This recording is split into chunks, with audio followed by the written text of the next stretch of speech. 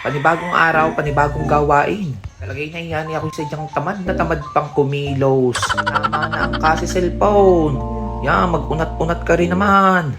I-ready mo yung iyong katawan at sadyang mapapasaba ka ngayong araw. Bay, halit, iki tumayo na, iki maghilamos. Alam mo na, walang ligo-ligo, ganyan lang, hilamos, toothbrush. At iyan na nga, at kinuha na nga ang short at ang kanyang long sleeve, isusuot na laang at paboritong-paborito ang kanyang long sleeve na iyon. Kaya nga kung pala ako'y nagbibihis, ay ako ay aatid ng brigada.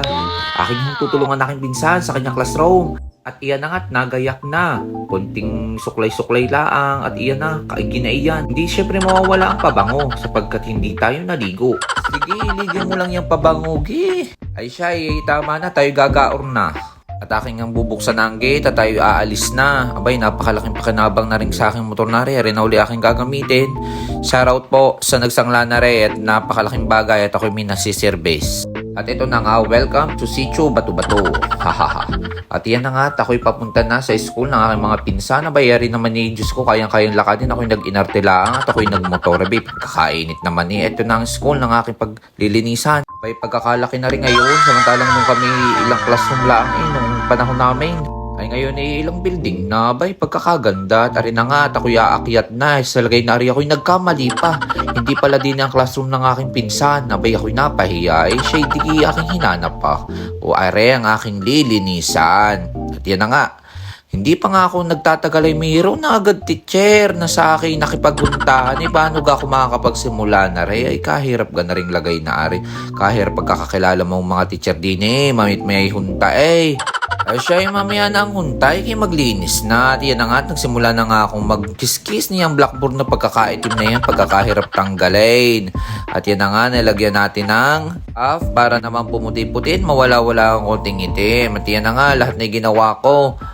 At pagkatapos nga noon at ako na may nagpunas ng mga upuang gabukin, nilagyan ko ng alcohol, sinanitize ko para naman magalinis-linis pagka dating ng pasukan. Punas doon, punas din sige, ikis-kis mo. At yan na nga, dumating na nga merienda natin. Tayo kakain na, pero hindi ako kumain ng saging. At uminom lang naman ako ng buko.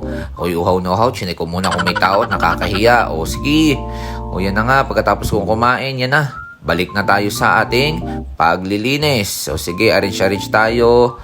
Patas-patas tayo ng ganyang mga gamit. At sadyang pagkakadami pa, konti-kunti pa. At yan na nga, at ako yung magwawalis na. Urong-sulong ako ng upuan. At ganyan-ganyan ako nung high school. Kung paano ako maglinis diyan, ganyan ho ako maglinis. At yan na nga, meron na naman dumating na bisita. At yan na, dalawa kong kaklaseng isang ganap na guru na siya bibili daw sila ng aking paninda. Charot! At yan na nga, sabi ko ako'y babalik na sa aking gawain, mamaya-maya na sila dumaldal at yan, nagtatanggal ako dyan. Sa lagay na iyan, ako'y kahunta ko, ako'y natusok ng pain sapagkat pagkakasakit ga naman. Tingnan niyo reaksyon ko, hindi ko pinahalata. May teacher ako'y nahihiya. Ay, sa talagay niya yung dugo. Ay, kasakit, hinaw ko agad At yan na, tinutusan nga ako, akin daw plastic coveran ng kanyang table at bumili ako sa isang school supply sa bayan. At ang gusto niya daw dilaw. Ayan na, napili ko, iyan lang naman ang dilaw na naroroon. Yan na, nagsimula na ako mag-cover.